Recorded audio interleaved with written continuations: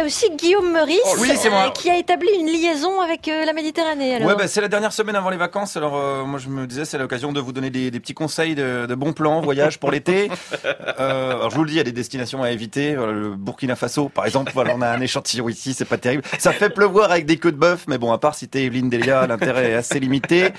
Puis je vais vous dire, pour tout ce qui est benchmarking de pays, voyez directement avec les réfugiés. Moi je vais m'intéresser aujourd'hui aux croisières en Méditerranée. Grosse tendance en ce moment au départ de la Libye, très sympa.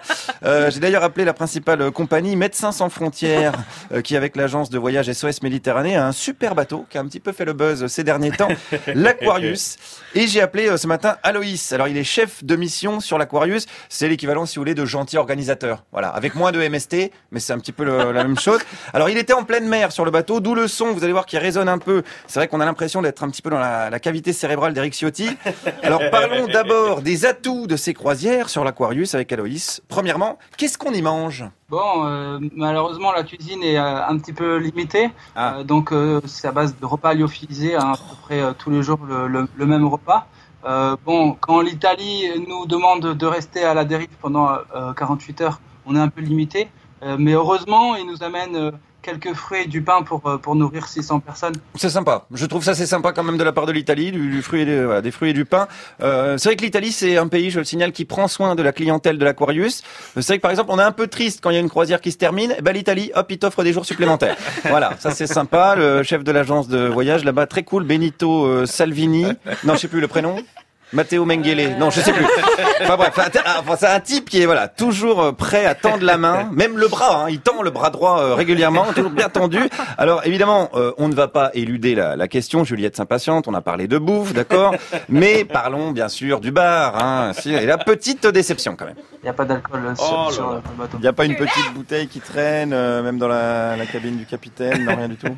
C'était une croisière sans alcool, là... Mais sans alcool, c'est bien connu, la fête est plus folle. Mais non, on a déjà essayé des fêtes France Inter sans alcool, par exemple, catastrophe.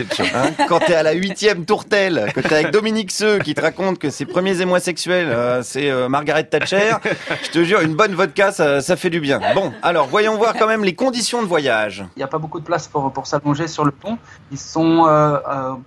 souvent exposés aux éléments, donc il y a régulièrement des vagues qui viennent les rafraîchir en pleine nuit, mais ils se plaignent pas. La clientèle ne se plaint pas. Ils sont vraiment patients et d'une résilience assez incroyable. Bon, conditions sommaires, mais clientèle contente. C'est quand même pas mal de le préciser parce que c'est vrai que sur TripAdvisor, c'est toujours ceux qui sont pas contents qui s'expriment. Et gna gna gna gna gna, les Finkelkraut du commentaire, là, ceux à qui on a envie de dire taisez-vous.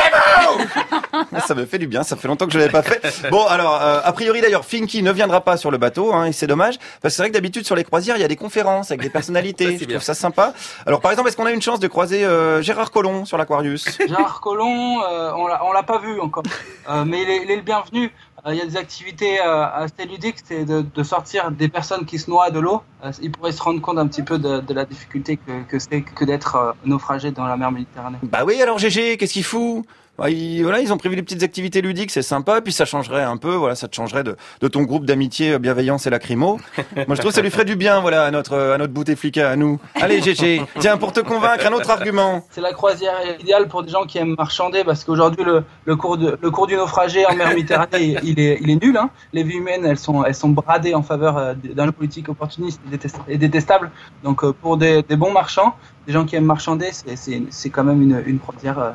Je dirais une croisière inouïe, quoi. Bah oui, voilà, c'est une croisière inouïe pour les gens qui aiment marchander, parce que je rappelle que la libre circulation, les accords bilatéraux, tout ça, c'est pour le pognon. Quand on parle des valeurs de la République, c'est la valeur marchande. Quand on parle de la devise de la France, c'est pas liberté, égalité, fraternité, c'est l'euro. Voilà, souvenez-vous. Le podcast préféré de l'Élysée, c'est Jean-Yves Courcial. C'est pas les trucs de gauchias que vous faites. D'accord, n'oubliez pas. Alors, pour finir, quand même, par souci d'honnêteté, il faut parler de la concurrence.